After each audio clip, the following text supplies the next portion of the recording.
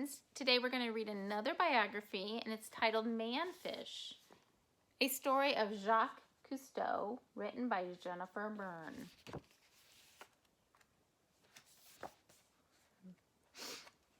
Bubbles rising through the silence of the sea, silvery beads of breath from a man deep, deep down in a strange and shimmering ocean land of swaying plants and fantastic creatures. A manfish, swimming, diving into the unknown, exploring underwater worlds no one had ever seen, and no one could ever have imagined. Manfish. The images that creates in your mind. What image do you see in your mind right now when you think of the word manfish? Well, our story starts many years before in France with a little baby boy born under the summer sun. His parents named him Jacques. From the very beginning, little Jacques loved water, the way it felt on his hands, his face, his body. And the water made him wonder. He wondered why ships floated, why he floated, and why rocks sank. One day, Jacques read a story about a man who hid underwater by breathing through a long tube. Jacques tried it and discovered it was impossible. He dreamed that someday he would be able to breathe underwater for real. At night, Jacques dreamed he could fly with the birds among the clouds with his arms stretched out like wings. Jacques spent his days playing, experimenting and creating. He wrote little books that he illustrated with his own drawings, and he was fascinated by machines. Fascinated means to have a strong interest in. He studied blueprints and built a model of a crane that was as tall as he was and actually worked. And he studied blueprints. A blueprint is like the outline or a professional drawing of something he was going to build, such as the crane. Movies fascinated Jacques too. He wanted to know how they were made, how the cameras worked, and how chemicals made pictures appear on the film. Jacques saved his allowance penny by penny until he had enough to buy a small home movie camera. The first thing he did was take it apart and put it back together. Then he began to film everything around him. He put his brother, cousins, parents, and friends in his movies. He dressed up as a villain with a painted-on mustache and made some very villainous films. Jacques was always the star, the director, the writer, and usually the cameraman. When Jacques finished school, he joined the French Navy. His ships sailed all around the world, and everywhere he went, he filmed what he saw. In China, he filmed men catching fish with their bare hands. They held their breath underwater for many minutes. Jacques wondered what that would be like. One day at a beach, a friend gave Jacques a pair of goggles with rubber frames and glass to look through. Jacques wore them into the ocean. Beneath the water, he was surrounded by silvery green forests of sea plants and fish he had never seen before. Everything was silent and shimmering. It was a whole new world. When he came up, he saw cars, people, buildings, and telephone poles. Once again, he went below into the magical underwater world. At that moment, Jacques knew his life was changed forever. His eyes had been opened to the wonders of the sea. Are you making a prediction now of what he's going to do next? If we think back to him wanting to hold his breath underwater, and the story of somebody using a tube to breathe underwater, but Jacques learned that that is not possible.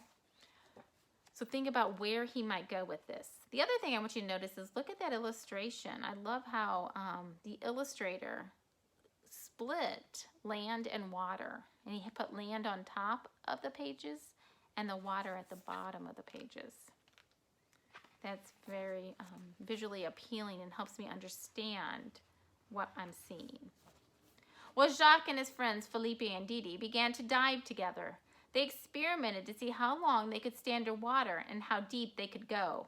Jacques created a waterproof case for his camera to film the amazing kingdom he and his friends were exploring beneath the surface.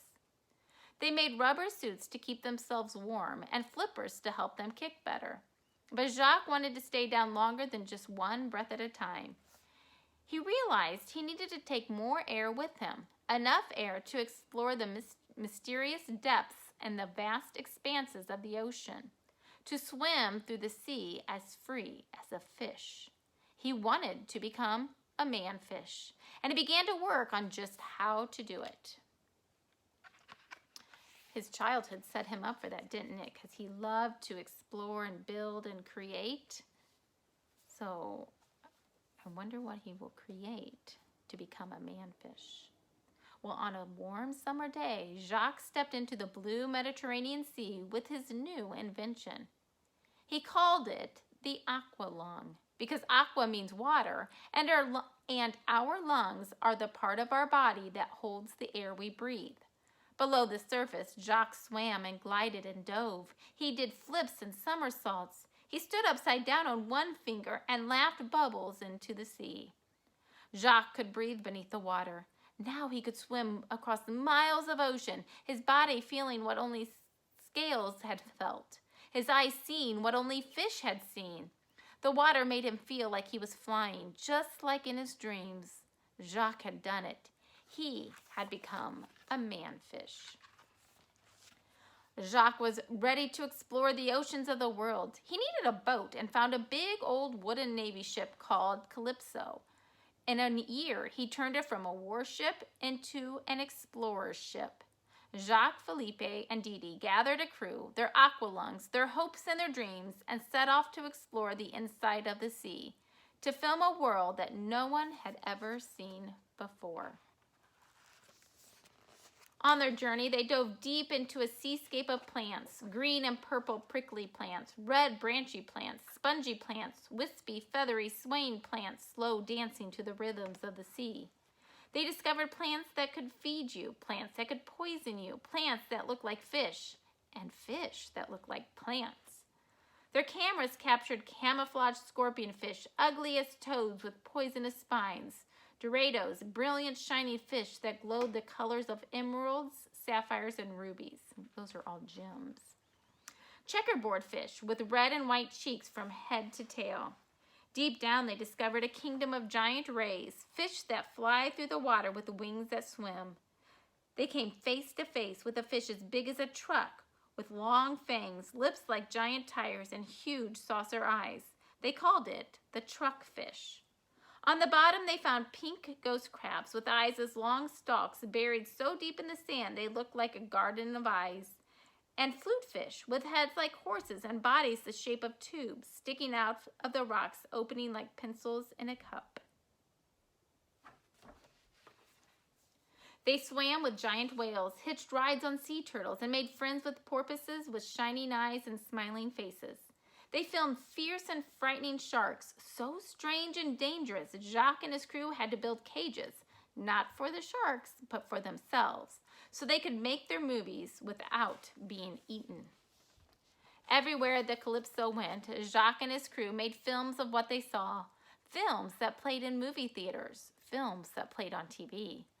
Millions of people all over the world discovered the wonders of the sea for the very first time with Jacques, Felipe, Didi, and their adventurous crew.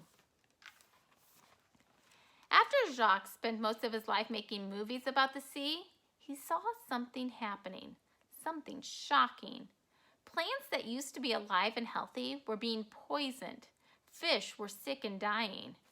Jacques saw that people, without realizing it, were slowly killing the sea and its creatures by dumping garbage and poisonous chemicals into the ocean he loved so much. Jacques knew what he had to do. He had to make movies. Movies to warn people. Movies to save the sea. Jacques also spoke to presidents, to kings and queens, to people all over the earth, asking them to help save our oceans and planet. And he spoke to children. Jacques dreamed that someday it would be you, exploring worlds never seen, never imagined, whole new worlds, silent and shimmering, worlds that are now yours to discover, to care for, and to love. The end. A little note about Jacques Cousteau. It says, Jacques Cousteau was a remarkable person, truly one of a kind. He was a protector of our planet and its creatures, an inventor, adventurer, and explorer, a poetic writer and spokesperson for the sea. He was also an innovative filmmaker and photographer. Most of all, he loved life with a childlike sense of joy and insatiable curiosity. His rallying cry wherever he went, whatever he was exploring, was Il faut aller voir, which translates roughly as we must go and see for ourselves, which I think is a wonderful way to start just about anything. The author feels fortunate for all the time that she spent in Jacques Cousteau's world while researching and writing this book.